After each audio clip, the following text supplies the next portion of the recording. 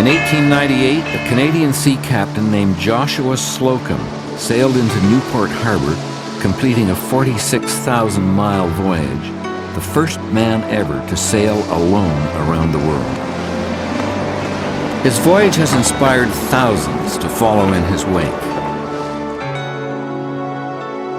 Like Magellan and the astronauts, Slocum helped shrink the globe. His book on the voyage is a classic of maritime literature. His complex life swung from poverty to presidents, through mutiny, shipwreck, prison, and even murder. His renown has grown steadily in the 90 years since his death. He is Joshua Slocum, a New World Columbus. Dead for almost a century, Slocum's legacy is vibrantly alive around the world. There have been more replicas of his yawl than of any other boat in history. How many other books written in 1900 are still in print? He has admirers around the globe. Historian and writer Myra Lopes. He was, in my opinion, someone who should be put up there with the greatest heroes of the world. Slocum's life is still studied and emulated on training ships like this one, seen here racing from his hailing port of Boston to his birthplace in Nova Scotia. There's a man in England who makes copies of the spray, and he estimates that as many as 800 have been made since Slocum's own voyage, which was from 1895 to 1898. So he's had a huge influence on people because what he did really changed people's ideas of freedom and of independence. He is honored with plaques from Briar Island to Tasmania. I therefore, William F. Well, Governor of the Commonwealth of Massachusetts, do hereby declare April 24th, 1995 as Joshua Slocum Day. Commodore Ted Jones runs the Joshua Slocum Society. He was brave, and he was exceptionally smart, even though he only had 2 years of school. So I think what we admire about people like that is that they've done it single-handedly.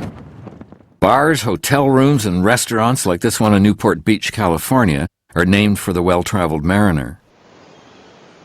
Nova Scotian and New England mantelpieces are rife with models of the plucky little boat, but most of the replicas are full-sized.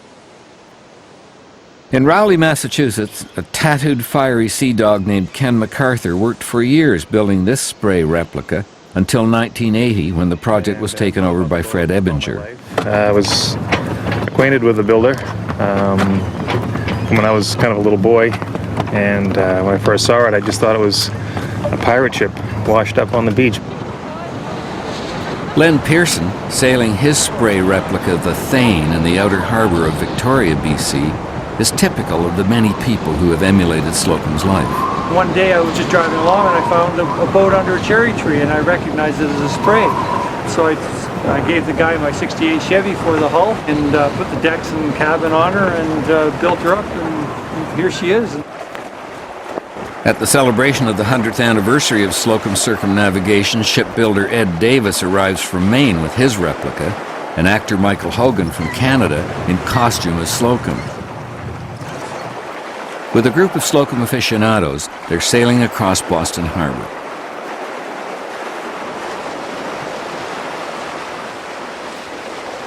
Old Joshua left a bit of a legend, and it's that legend of each man in time having the desire, the dream to go to sea. Slocum is more than the inspiration. He's the man who did it. And he's the man by which you compare what you do. David Dunn was an Idaho school teacher who dropped his career for a complex 10-year project on the Ancient Mariner. We are going to recreate Slocum's voyage in its entirety. Again, we'll enter and exit the ports the same time Slocum did. Our vessel is the largest copy of the spray ever made. We have totally rebuilt her, and systems are set up as an expedition vessel.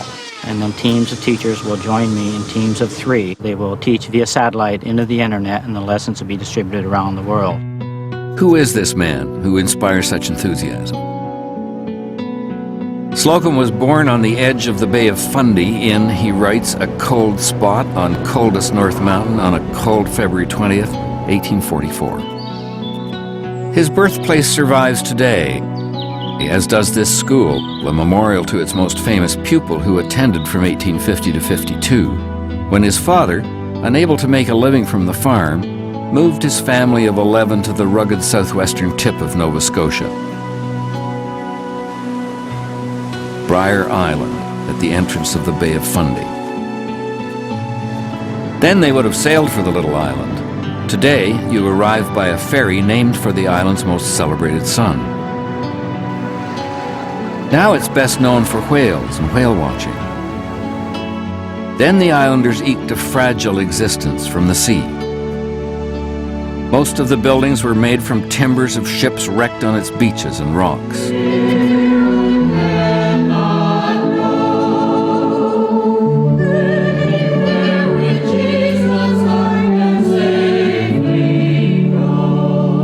Slocum was forced into weekly attendance here at the Westport Baptist Church by his tyrannical father, who acted as deacon of the church and held pew 13 for the family. He also pulled Slocum from school to work in this boot shop, turning out leather boots for the island fishermen. So although Joshua would become not only an accomplished sea captain, but also an acclaimed writer, he had left school with only a grade school education. Slocum hated the boot shop.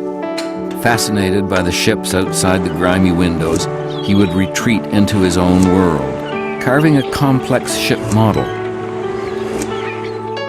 When his father found what he called the devil's handiwork, he smashed it underfoot, destroying what was left of his relationship with his son. When his mother died a year later, Slocum ran away to sea, first as a cook on a schooner, and then on a deal droger sailing for Liverpool.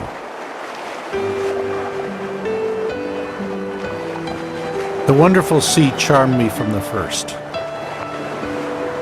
I was born in the breezes, and I studied the sea as perhaps few have, neglecting all else.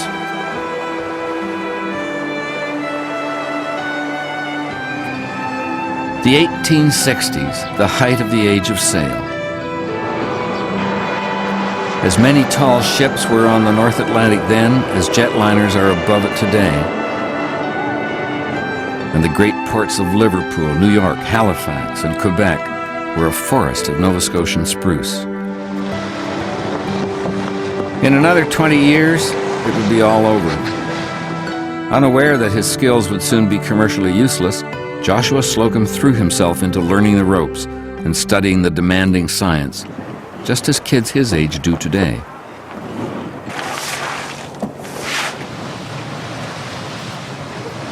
The company on today's tall ships may be better than it was in Slocum's day, but the sea is unchanged.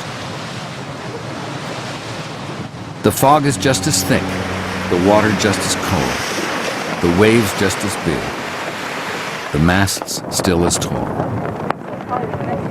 There goes the sun over that way, crossing the horizon at an angle above the horizon.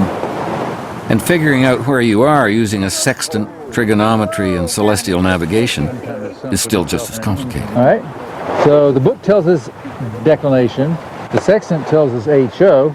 All we have to do is add or subtract the right way using a formula similar to this, and we've got our latitude. Bingo. And that's exactly how Columbus did it too. Slocum became a master navigator, a skill that would serve him not only on the many tall ships he commanded, but even more so on his epic but ridiculously underfinanced voyage alone around the world. My old chronometer, which was a good one, had been long in disuse. I tried to get it cleaned and rated, but they wanted $15 for it. $15. They may as well ask for the moon. I traveled with nothing till I got to Nova Scotia. But once I got to Yarmouth, I got my famous tin clock, the only timepiece I carried on the whole voyage.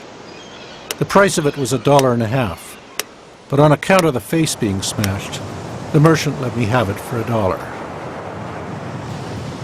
So Slocum navigated some of the world's most difficult and treacherous waters using a $1 tin clock. He used the lunar method. Considered laborious and archaic even then, it's forgotten today, but it had the advantage of not requiring absolutely accurate time, thus not requiring the $15 Slocum didn't have.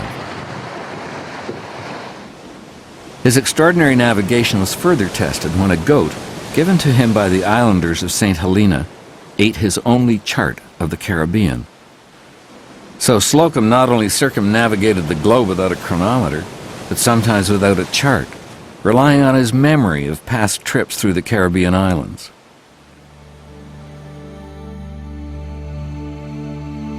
Slocum's interests were narrow but deep.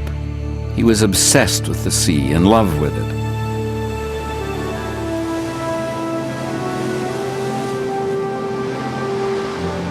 Throughout the 1860s and the 1870s, he sailed the Atlantic, the Caribbean, the Pacific, and the South China Sea.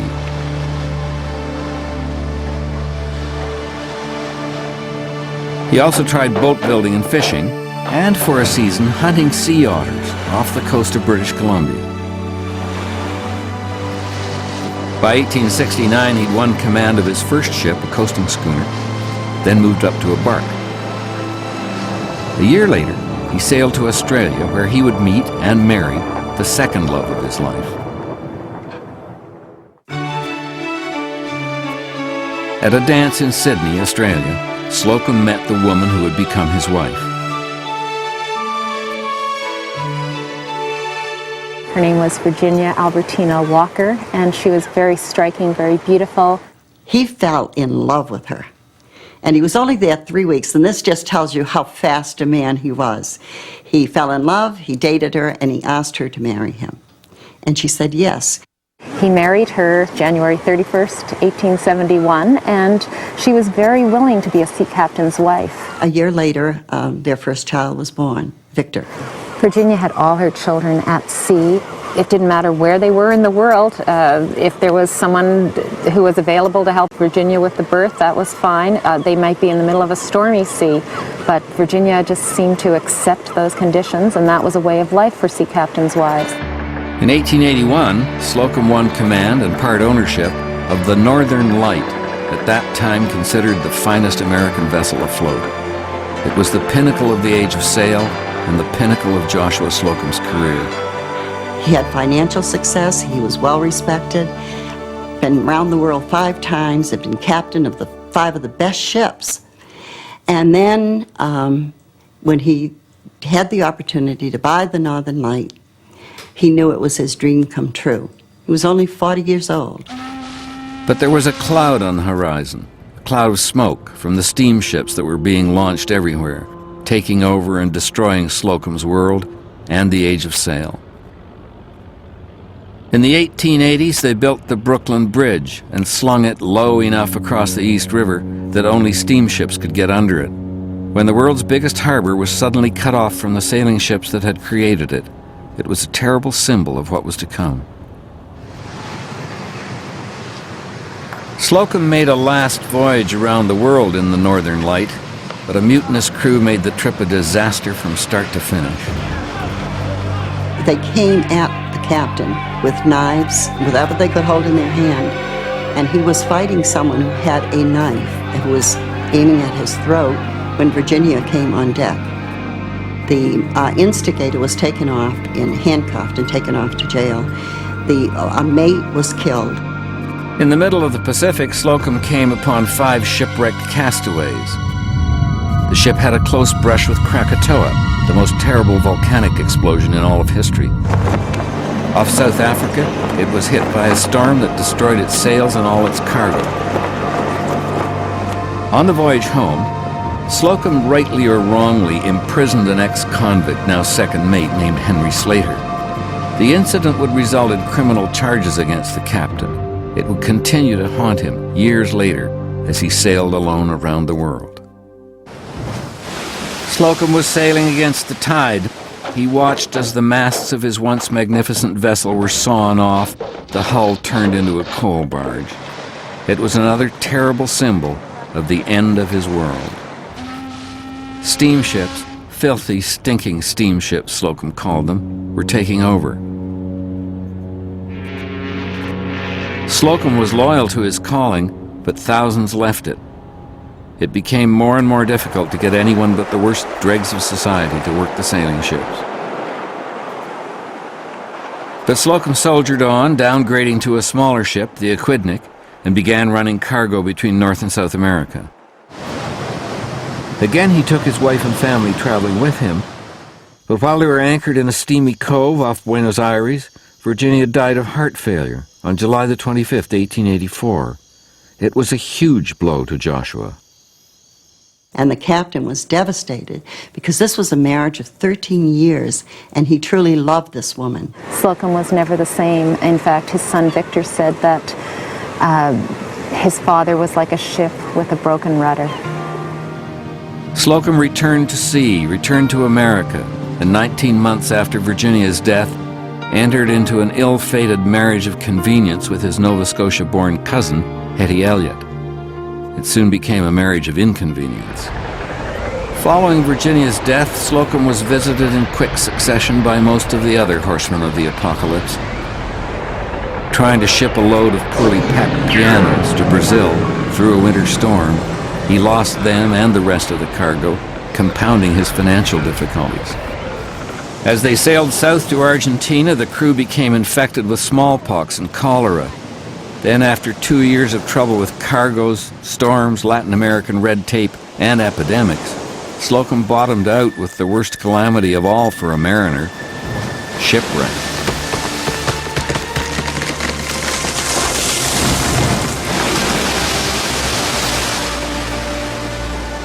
I'll wager that since men first took to the oceans, there have been literally millions of ships sunk on the edges or the bottom of the seas. But hefty precedent doesn't make you feel any better when you hear that terrible sound of keel striking bottom, or feel the awful sensation as your ship cuts her way, not through water, but into granite. On a sandbar in Brazil, beside the bones and heart of his broken ship, Slocum's career as a merchant captain was ended. From now on, he would be a wanderer. His new mission, his legend, his odyssey had begun. Now Joshua, by the time he paid the crew off, had lost everything, so he hadn't very much money, hadn't got enough money to get home, and he'd got his wife and 2 sons with him, and he decided the only real way to get home was to build a seagoing canoe from what he could salvage from the main ship. 120 years later, a Welsh seaman named David Sinnott Jones was in a similar position. His career as a professional racing driver was wrecked when he lost a lung to cancer. His first boat, a replica of Slocum's Spray, lay at the bottom of the Irish Sea. Like Slocum on a beach in Brazil, David set about to rebuild his life.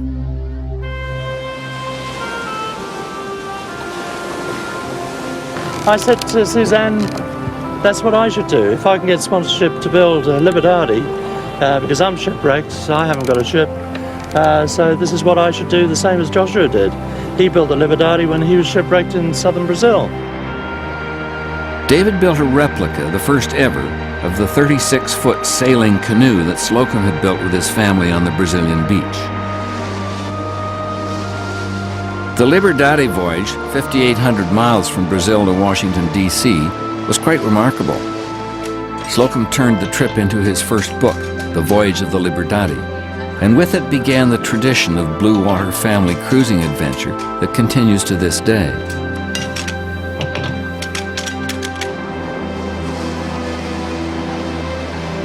David Sinnott Jones's voyage is almost as remarkable. This 71-year-old with one lung sailed his Liberdade alone from Wales to Brazil and then recreated Slocum's route, sailing from Paranagua to Martha's Vineyard.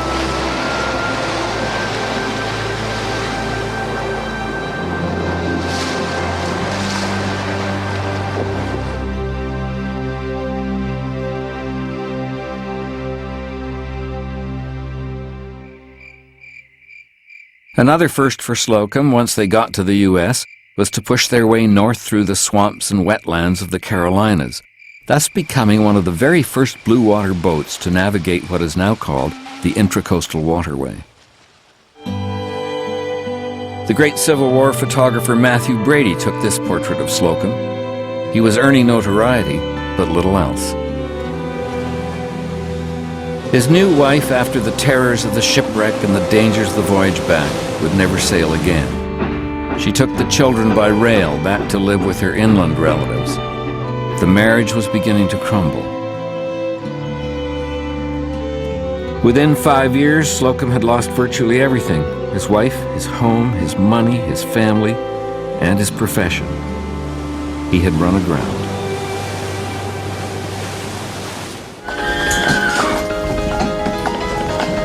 The world was changing rapidly. Electric trams were replacing horses. Railways were replacing ships. Steam replacing sail. Slocum tried to adjust, taking on the dangerous, difficult task of delivering a steam warship, the destroyer, to a dissident Brazilian general. The Brazilians managed to sink the ship. Slocum was never paid, and he returned home bankrupt in pocketbook and spirit. A chance visit to a reading by the great novelist Herman Melville would change his life.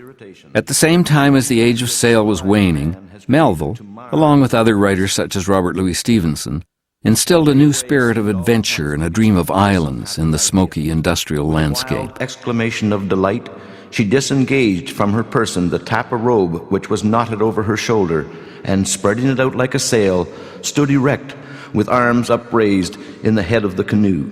Slocum was inspired. If there was no more need for sailing captains, then one would just go in smaller boats with family or friends as crew, or indeed sail alone, and then, like Melville and Stevenson, turn the adventure into literature and make the voyage pay by telling others about it. So Slocum morphed from successful ship's captain to penniless, homeless writer. In the economic gales of the 1890s, with all the old landmarks missing, the buoys sunk, the lighthouses out, Slocum was in danger of foundering. In a Boston shipyard, a chance meeting with an old whaler would put his life back on course. Captain Eben Peirce was a whaling captain who had made his fortune and contributed mightily to the decimation of the world's whales by inventing the power harpoon. He listened to the tale of Captain Slocum's declining fortunes. "You want a ship?" he asked. "Come down to Fairhaven.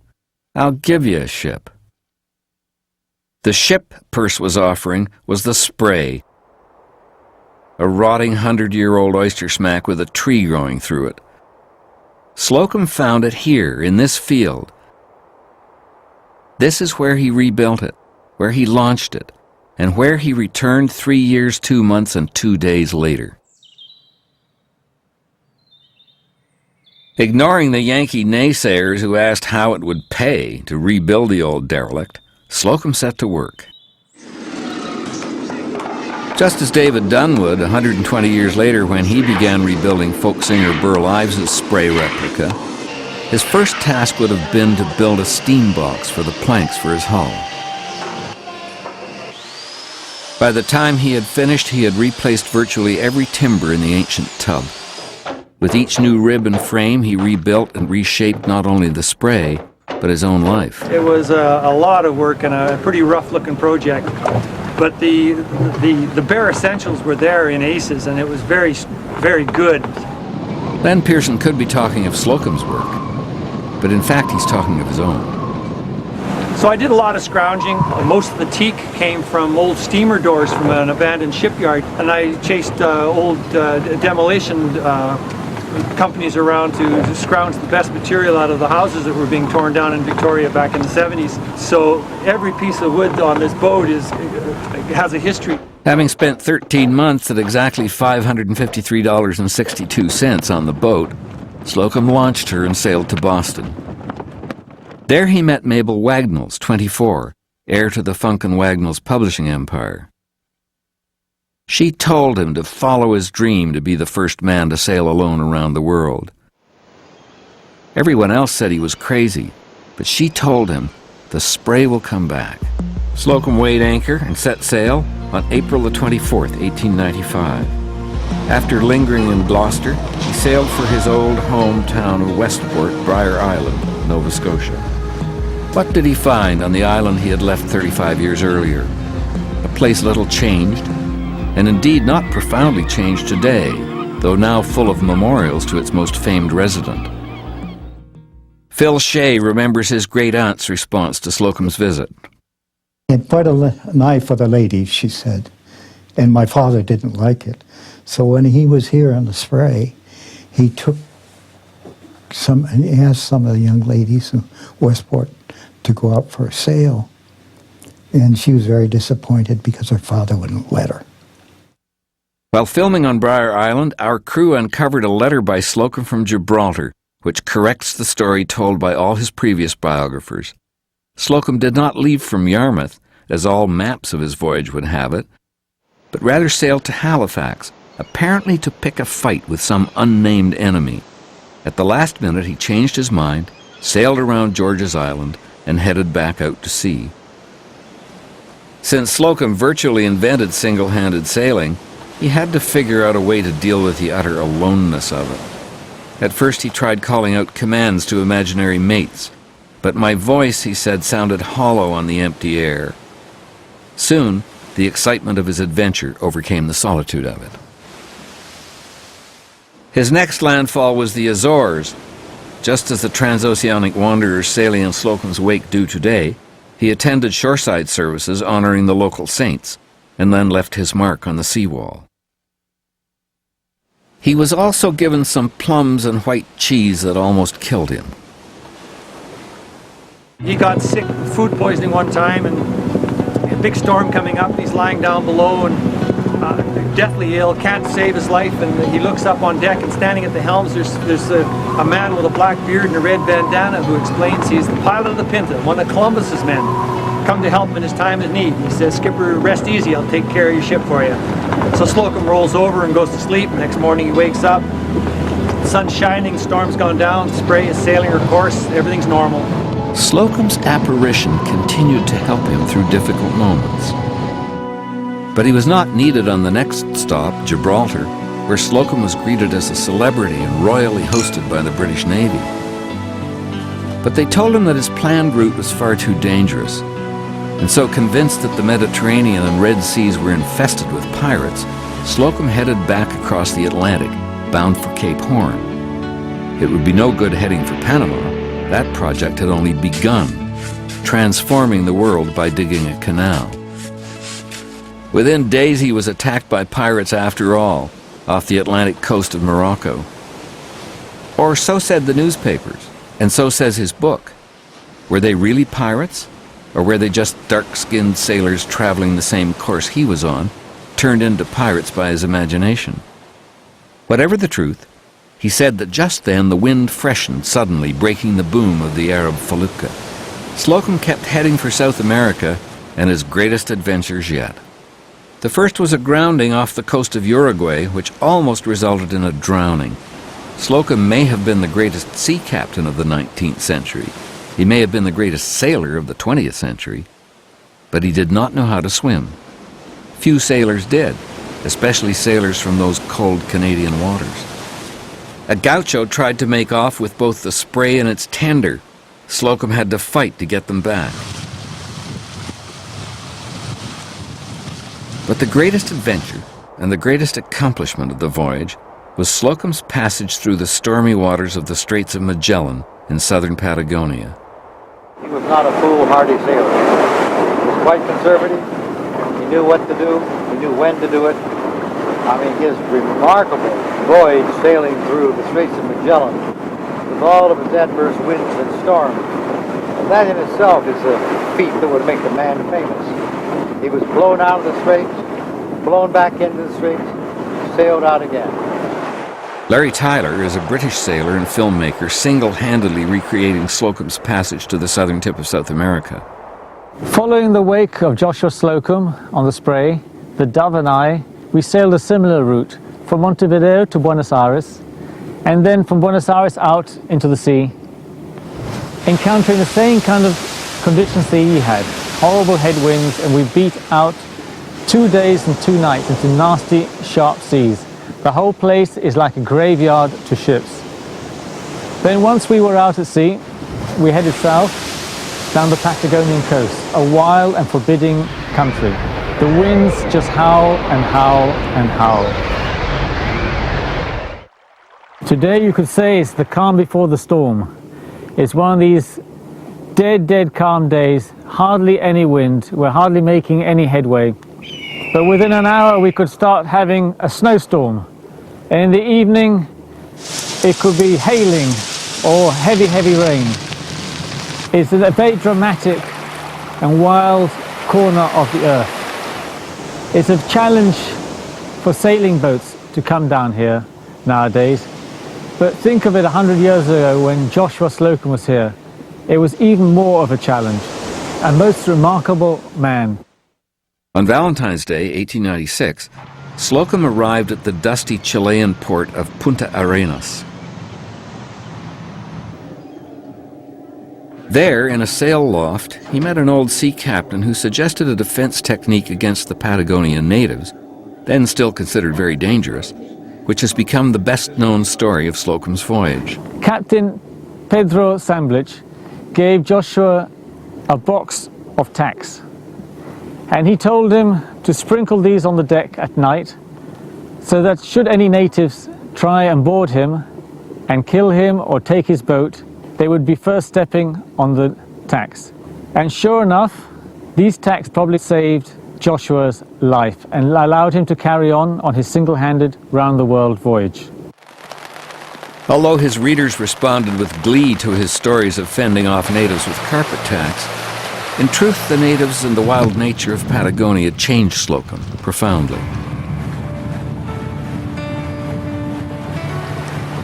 It's a fact that in Magellan, I let pass many ducks that would have made a good stew.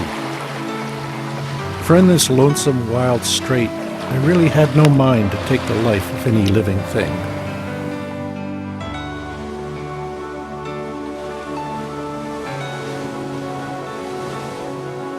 It took Slocum 2 months to make his way through these convoluted channels, particularly the nightmarish collection of reefs, rocks, and islands called the Milky Way. The Milky Way is considered to be the most treacherous water on the earth. The story goes is that only 2 vessels have ever, in that time anyway, have ever made it through the Milky Way. One was the Beagle with Darwin and a full crew, and they made it during the daytime. And Slocum made it through the Milky Way by himself, tacking by sound at night. It boggles my mind to think about it. But I believe 5 attempts to get it through. I remember one time he lost 40 days, he said, and he said he just turned the boat around and whistled a new tune and started to tack it all over again. And you know, that's amazing. You know, those kinds of stories are just great. The 3 most important voyagers who came down here, the first was Magellan. He discovered the straits and they have been named after him. And secondly was Sir Francis Drake, who sailed through the straits from the Atlantic through to the Pacific in 16 days without any charts. And thirdly, and probably the most remarkable in terms of seamanship, would be Joshua Slocum.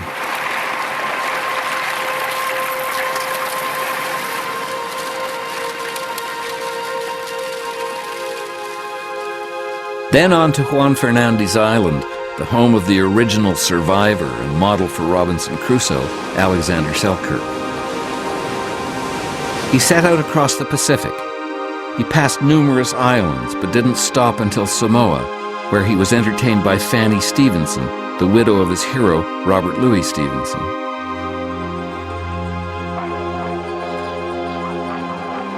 In Australia, he hauled the boat out for repairs and began to give lectures with magic lantern slides.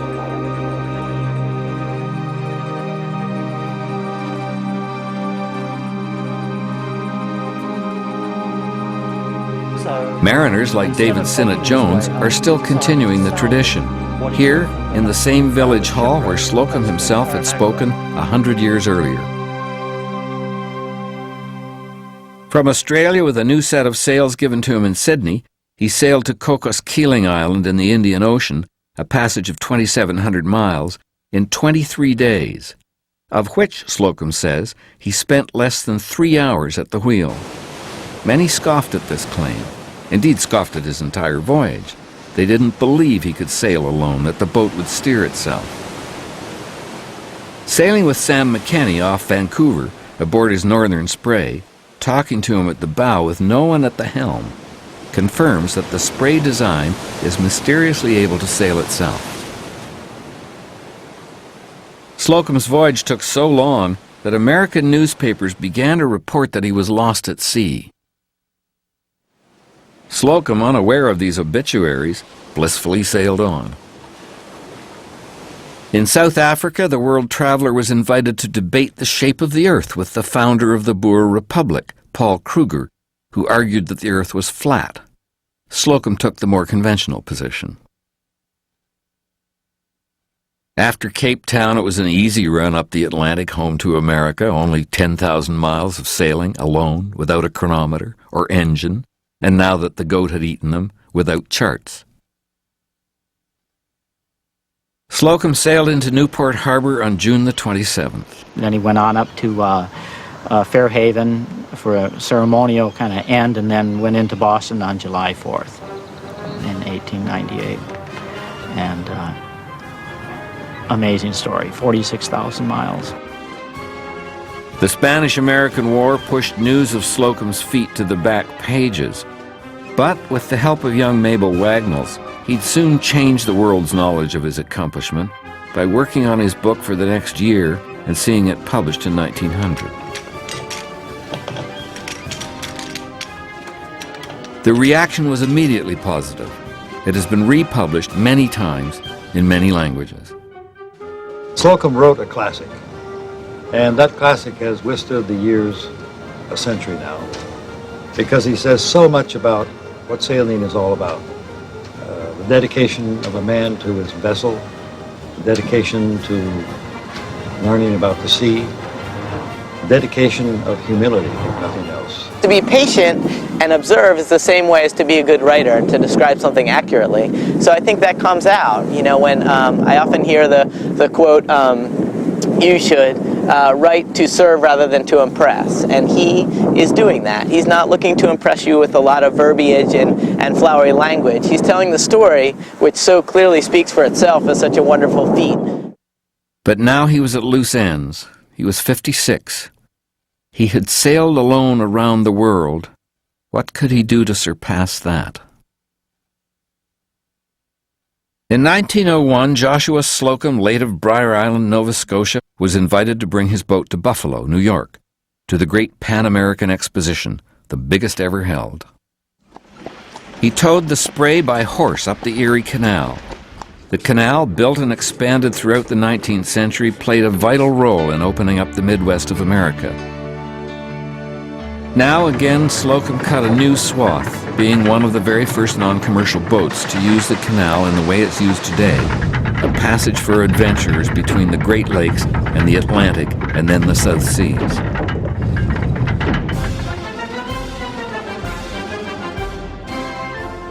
As can still be seen in this early motion picture tour shot by Thomas Edison, the exposition was a fantastical recreation of Venetian canals and along their sides electric towers and Eskimo villages and Slocum Spray. While Slocum was moored in Buffalo, he printed and sold a small souvenir pamphlet describing his voyage with an autographed piece cut from the tattered mainsail he'd used until Australia. For a Slocum aficionado to find a copy today and touch the sail that took Slocum around the world is a rare and almost awesome moment. Slocum traded yarns here with Buffalo Bill Cody, who'd brought his Wild West show to the exposition. In September, President William McKinley visited the exposition, boarded the Spray, and signed Slocum's logbook. An hour later, McKinley was shot to death by an anarchist. Slocum was at the swearing-in of the new president, Theodore Roosevelt, and became a good friend of the energetic and adventurous new chief. The exposition is long gone, but this lake and the very wall that Slocum tied to are still there. He left Buffalo for Martha's Vineyard, mooring the Spray here in this harbor, just like this replica 100 years later. Martha's Vineyard is a place of grand yachts, grand hotels, and grand houses. Slocum is still remembered today, though with one of the world's most overgrown and neglected memorials.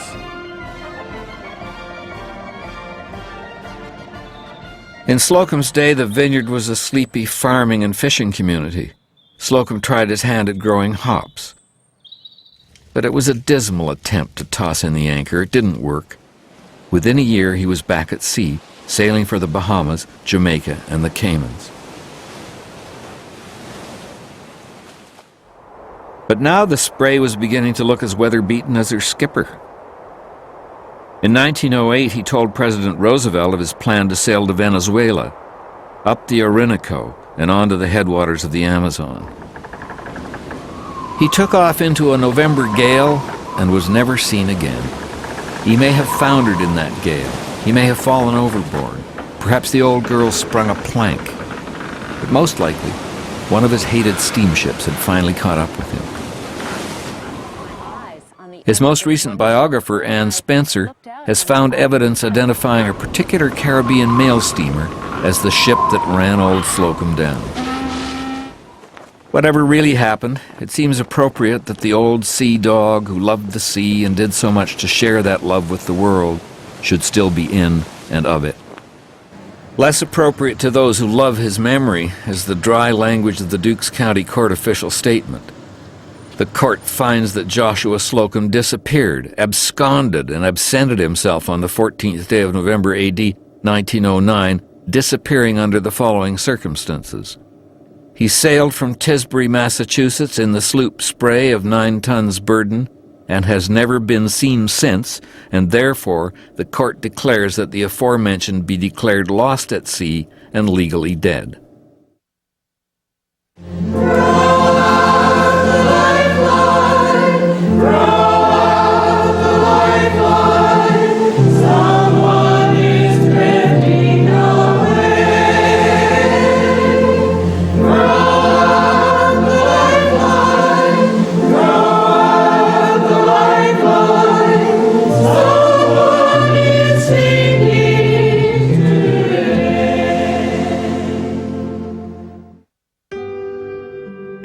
Joshua Slocum died as he lived, left behind a great legacy, turned his life into literature.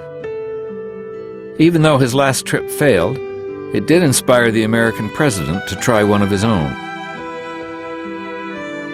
While his family and ancestors are buried in a forgotten family plot in a weed-covered corner of their Nova Scotia farm, the legacy of Joshua Slocum now seems almost carved into the sea itself, remembered by all who still go down to the sea under sail.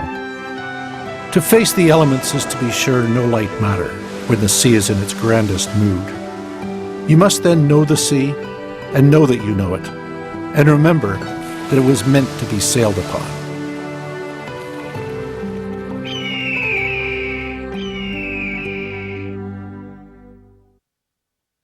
When the canvas snaps around you and the spray is in your eye, can you feel the mother calling? Can you laugh unto the sky?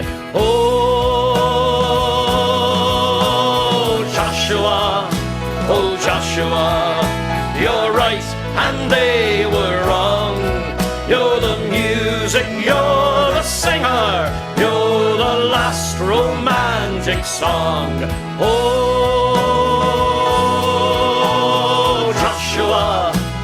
Joshua, you're right and they were wrong. You're the music, you're the singer,